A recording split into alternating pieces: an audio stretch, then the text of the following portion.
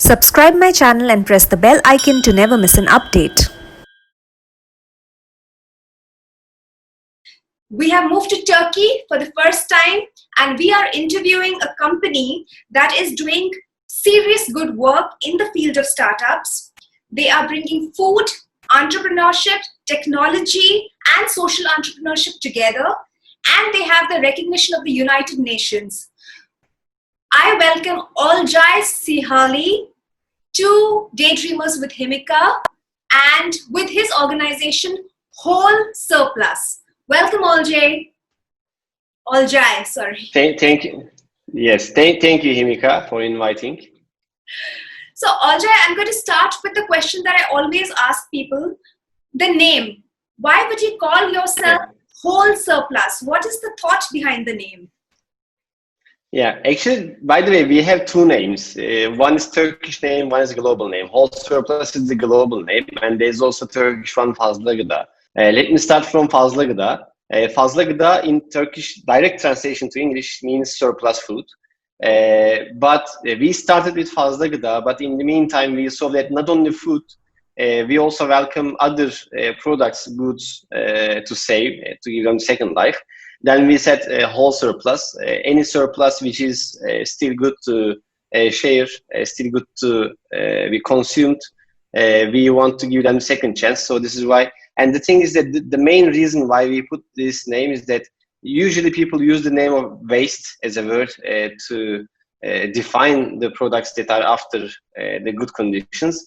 And what we are saying is that if you just throw it out, it becomes waste. But if you don't throw it out and try to still save it, then this is not waste. This is why we set whole surplus and Fazla Gıda. Okay, wonderful, wonderful. I was going through your website, and there is a very interesting line which says, we cover the whole value chain from retailers to donation and with technology. So can you please explain this concept to me? Yes, sure. So we are working with the most known and the biggest retail chains in Turkey, not only with retail chains, though also with the distributors, wholesalers, and manufacturers as well. But when we look at the retailers and donation focus, imagine a retailer store that they don't use our platform.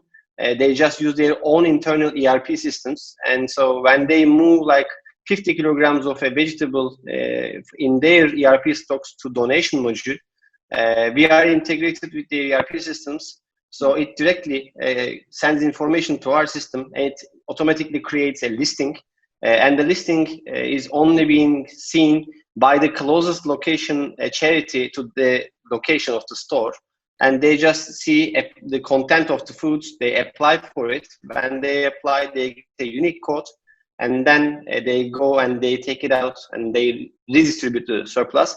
And all the process is being done by our platform and connections without any operations being done by ourselves. Okay. This is why we said, but we are not only limited to donation from the stores. We are providing companies really a whole value chain processes. So any kind of surplus from their warehouses or factories or stores, it might not be only donation. They may want to sell it with a discounted price, or they may send it as a raw material to animal feed industry, or send it to biogas facilities as raw material, all being managed through our platform. Okay. The concept of food and hunger, it's a very big problem in the rest of the world. Is there a problem in Turkey as well? Because the Turkey that we know of is is a country that has all resources intact, to be very honest. So is there a serious food problem in Turkey as well? In India, there is, certainly there is. But is there a food problem in Turkey? And how did this idea come upon to you? Yeah, so this is a global problem indeed. So whichever country you visit, you will see a food problem. Even in Germany, even in Turkey, even in Russia, even in India, it doesn't matter. So only the grade differentiates, the level of intensity is differentiating, but still there's a problem. And this is not only, when we say hunger or food problem, we are not only considering like really getting to the bed, not eating anything. This is the worst stage. That there are also cases like this in Turkey, of course. But it doesn't matter. Like if you are a poor family, low income family, and we are saying that, okay, let's share the food like this and let them spend the money for education for the kids or other stuff, because there is food enough for everyone. And in Turkey, more than 16 million of population, which is maybe small for India, but in percentage, when you look at the Turkish population, it is around 15% of the population, by the way. So this is living under poverty, according to the official numbers, under hunger rates. So this is why it is a problem anywhere. So what was the last part of the question? The last part was, what I wanted to understand is that you have had a very good corporate career before you started on this road.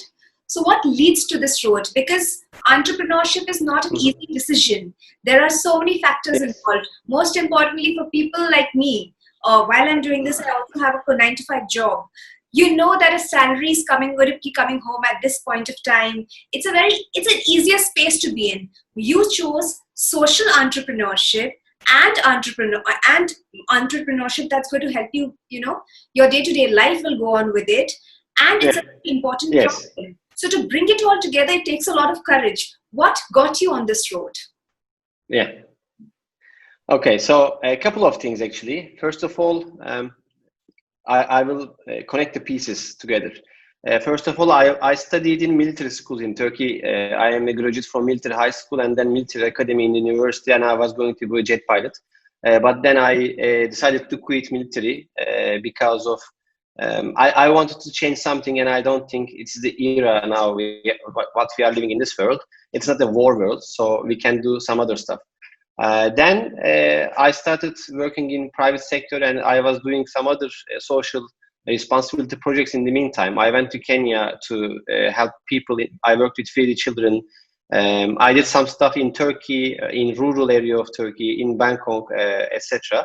And then I was a delegate in One Young World Summit as one of Turkish delegates that, working for bringing together the people under 30 who are working for SDGs, 2030 targets of UN.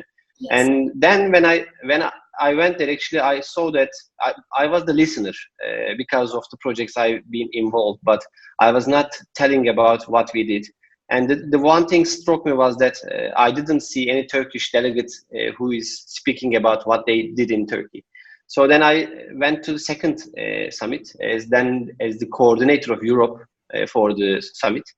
Then again, I didn't listen to anyone. So I said, okay, now if we know the problem here and I'm here, so as a delegate, and I see that there is no good example from Turkey, let me do it. That was the beginning triggering point. And then when I asked what I know is a problem, I just immediately recalled my childhood memories. So I was like 5, 6, 7 years old. On the summers, I was working with my grandfather on the plantation. And so there was just a garbage nearby, and an ice cream company was coming and dumping ice creams there. And I was going and collecting them, and I was serving it to the woman working in the plantation. And since that time, actually, I know what is being thrown away is not a waste. I was really enjoying the ice creams on the ice on the summer freely. So it continued actually in university years as well. We were collecting peppers from the retail stores and eating it in the dorm, and it was delicious again. So I know the problem from the SNSS personally. So I said, okay, let me analyze this. When I analyze it, I came to the final point that actually there is a big room to go, and the total amount of waste and surplus in Turkey is huge, like 50 billion euro worth food going to waste every year, and this is an agricultural country. Like only for tomato example, like 11 million tons of tomato being produced and 4 million ton being waste. This is huge in the whole value chain. So this is why I said there's a big problem. Let me start somewhere, and I did it. You know, that reminds me of this NGO called Robin Hood that exists in India. Yeah. So what they do is they go to, I think, do you know the story? No. Okay, so they started going to restaurants, and they started asking for food that is left at the end of the day. And they started taking that, giving it off to people who really need it. And I think as of today, they have reached some, I think maybe around 80 to 100 cities across India. They have delivered lakhs of meals, and people are thankful because there is such a big hunger issue in the world, you know. So, Yes. but tell me, And yeah, yes. you And I, just let me say two things here. Our brand logo, maybe you saw it, I don't know, raccoon, and there is a head. It's actually, we asked if Robin Hood would be a raccoon, how would it look like? So this is why we are also saying it Raccoon Hood instead of Robin Hood is our logo. And we are reaching out nearly 500,000 people every month delivering food. wow, beautiful, beautiful. Um, but tell me, this is very interesting. There are many food programs happening around the world, but you got a recognition, the blessings of the United Nations, which is very big for any company. Thank you. How did that Yeah. happen? How does this route to United Nations really happen? So there were actually a competition and also application process that we were not aware. In Turkey, we are kind of a flagship of social entrepreneurship. I mean, not there are some social entrepreneurs, social enterprises which are very known, but very small in scale and impact. So in a very quick time of period, we became very big in impact, and we became the flagship of it. So then the Impact Hub said that, okay, there is something like this. We proposed you, and then they said, okay, can you apply for this? So we filled the application, and then there became the country finals, and we became the winner in Turkey. Then we went to the global finals, and we made it to the top 10. So then we were in Geneva for the Social Impact Summit and also the Accelerator program. And continuously it went on like this. Wow. You know, it's so funny. Last year, I was in Geneva. Just today. Yeah. Nice. Wow. What a world. The startup culture in Turkey, how is that shaping up? Is there enough investment? Are the fundings, the VCs all coming together? It's been because I know about USC Insider, which raised some $32 million only very recently. How is it for you? How has the journey of startup cultures helped been to you? It is tough actually. For the recent years and this year, it's growing up. The funds are increasing, but I honestly should say that it's very limited. So the total, the VCs that venture capitals that we know are like 3 to 4 in all over the country. And the total fund they have is around $150 million, the total. So this is why you can understand how limited it is. For us, we got the biggest ticket size for pre-seed angel size from Galata Business Angels last year, which was only actually $500,000. And that became the biggest ticket of the oldest angel network of Turkey. So you can understand how limited the investment scheme here. So this is why if you are doing business in Turkey, you need to know growing and building the business, not only depending on investments. So you need to be also looking at it like not a startup, etc. Also like a established business mindset. You need to be very disciplined in the financials. And there is always a new agenda in political area or other economical area in Turkey. So it's a really VUCA world here. So then you need to be agile on dealing with this VUCA world in Turkey. So it's not easy. And the main problem in getting investment, the VCs in Turkey are looking for startups who will grow outside of Turkey. Okay. And the VCs outside of Turkey are not investing the startups who are only doing stuff in Turkey. So this is why this is a very like chicken egg problem. So you need to go abroad to be able to get a meaningful VC investment. But in order to go abroad, you need an investment. So this is like a very challenging part. I get it. But tell me something. Now, I understand the social entrepreneurship part in a very big way that is associated with whole surplus. However, there is an organization functioning. There are bills to pay. There are salaries to give. You have your own house to run. How oiled is the machine. Are you making enough to, support the system around you? Mhm. It's not the nicest question to ask, but it's a very important question to ask for people who would be watching this and who want to go, on the same route. Yeah. I totally understand. This is very important, I guess, and I am really speaking about this most of the time. So, as I mentioned, it's related to the question that we discussed just so recently. You shouldn't only depend to investment, and the business should be able to make some money. And we can actually, if we have a worst case scenario, if you don't get an investment soon, for instance, I mean not soon, we don't have a problem now, but if we have a problem, if we just make some budget cutting, we can self-fund ourselves.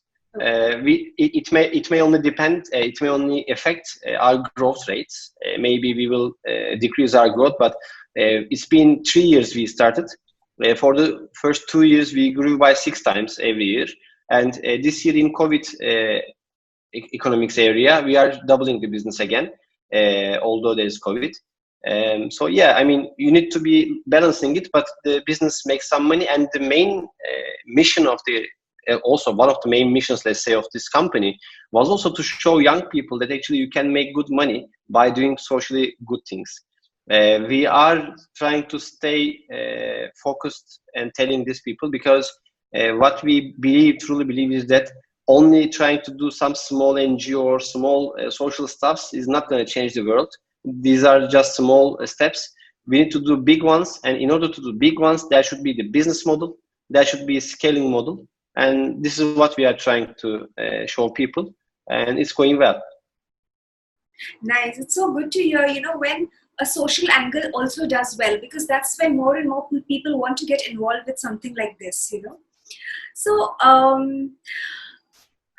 this work that you have done, it has impacted lives, so many lives, and especially lives in need. Can there be some experience that you can tell me which really made you feel that, oh, I have set out on the right path in my life? A lot of, actually. So, there is a Syrian refugee crisis here. Like more than 4 million Syrian refugees are living in Turkey. Some of them are spread all over the country, and some of them are living in camps near the border. We deliver foods both to the cities and also the camps. And there are a lot of pictures coming from the camps that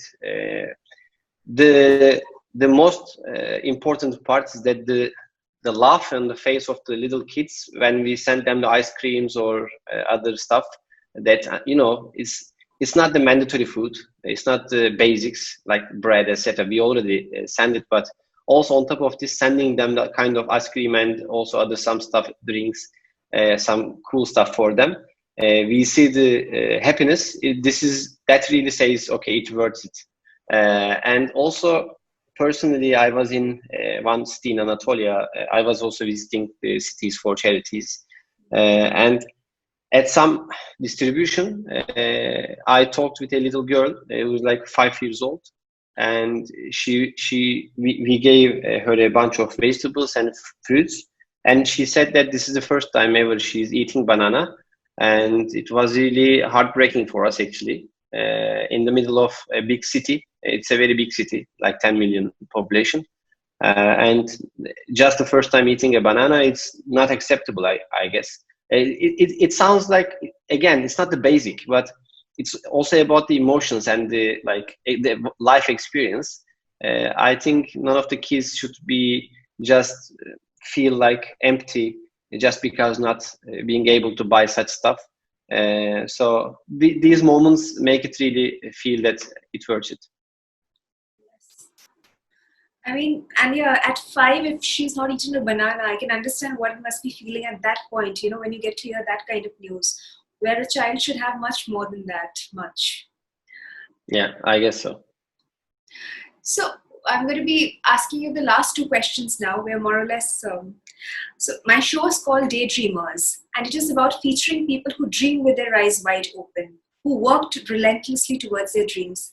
I would like to know 2 reactions with you on these 2 words. One is to achieve your goals, and the second is going to be about humanity, the humanity angle that comes so strong at this point of time. So could you please tell me your views on both of these? My views on both of these. Yeah. I was interrupted again with the internet. The humanity you said, and what was the first one?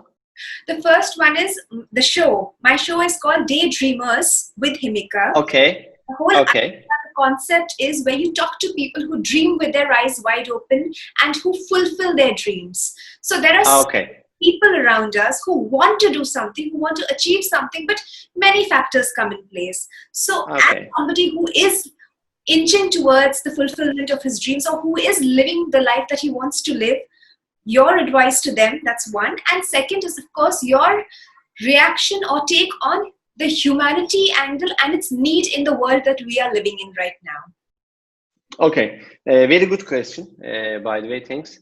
So I don't, first of all, I'm a bit critical in this thing. So I don't accept the many factors thing. So there will always be many factors, and there has been always many factors in everyone's lives, every changer's lives. So if we want to change something, and if we really want to do something, I think everyone can do it. But the real question is that, can everybody be entrepreneur, or should everybody be entrepreneur? So it's also about the character and what you really want from life. And I am not telling everyone should do it. So it's not for everyone, by the way, because if you don't, if you're not going to be happy with this, if you cannot cope with the realities of being entrepreneur or a social entrepreneur, maybe it's better to sticking to your life, because if you become unsuccessful, or if you become unhappy, then it will affect your around family, friends, whatever it is. But if you feel good with this, you will cope with the problems. And the one thing here, two things here I can say is that, first of all, if you have any dream, if you are a daydreamer, first you need to make the first step. And it all starts with the first step. And the first steps are usually small. But what I'm saying is not that think small or just start and see later on. It's more like think big, do your analysis. But in the first step, you are not going to be doing a big thing. If you know where to go, then you need to know where to start. Start small, but do it immediately. Don't procrastinate it. Just do it. And then the second thing comes in place, resilience. So when you start, it's a matter of time. What I'm always saying is that my personal motto and what keeps me motivated is that sticking to the big problem. So if you believe that you are trying to solve a problem which is big enough, so then it worth running after it. And even though you start with one step, just keep doing the steps and you will get faster in time. But I may recommend to analyze how big the problem is and how realistic you are analyzing the problem. This is when you start, of course, you need to dream, but the steps and actions shouldn't be the dreams. They should be really realistic ones. There's this good glitch here actually. You need to dream big, but you need to analyze realistically and make small steps in line. And resilience comes in place because it's not easy. I can assure it. So I have two little kids. The first one was born on May 17, and I established the company by February 17. So in the meantime, I was not working. My wife was not working. And there was a limited money in the bank for the company, and it was a big risk, and I mean triple risk. But I made the pre-study is good, and I said, okay, I will do it. So, and I just didn't want to procrastinate because my wife was pregnant, because there was a kids coming, etc. And now it is a double or triple success. The triple risk becomes a triple success because after that, the second year, I made the second baby. So one is 3 years, one is 1.5 years, and the company is 3 years. So you can do all, I guess. But the only thing I can say, it's not easy. So everyone who will start needs to know this. But not being easy is not an excuse. Not being easy is not like something you need to scared of. You need to just plan, keep your resilience, keep your mood, take care of yourself, and still think big and stick to the big problem. And the humanity angle that is necessary. Humanity, yes. So this is the main aspect. Actually, in such cases, I usually ask, the main trigger when I started again was actually about this. When I returned back from the summit from Dublin, what I said, okay, this is a humanity crisis, okay, right? There should be done something. But what I said is that, okay, I listened, I heard, I saw the problems, and I also lived the problems in my life. So if I'm not gonna solve it, who will gonna solve it? So this is the approach I think it should be. And whatever we do after now, we are going through 2030, then there will come to the 2050s maybe, and we are living in a very consumption high periods of the world, and we all know about this crisis. I'm not gonna go in the details of this. Here, everyone needs to start thinking about humanity, environment, and the future. And I think the businesses who will care and solve problems regarding humanity and environment and other stuff will be the ones gonna cherish on the way and flourish, let's say. And I think this is what the world needs. And I believe that the next economy will be built up on this area. It's not gonna be only good for human sides of us. It's also going to be good for the economic sides of us. So this is why I can say, go for it. Lovely, lovely. Thank you so much, Olcay. This was one of the most soul-enriching interviews that has happened on Dreamers. And I really wish you all the best. I hope you and Whole Surplus grows, because when an organization like yours grows, humanity grows, and a lot of problems get solved around the world. So thank you so very much. Thank you, Emika. Thank you for inviting.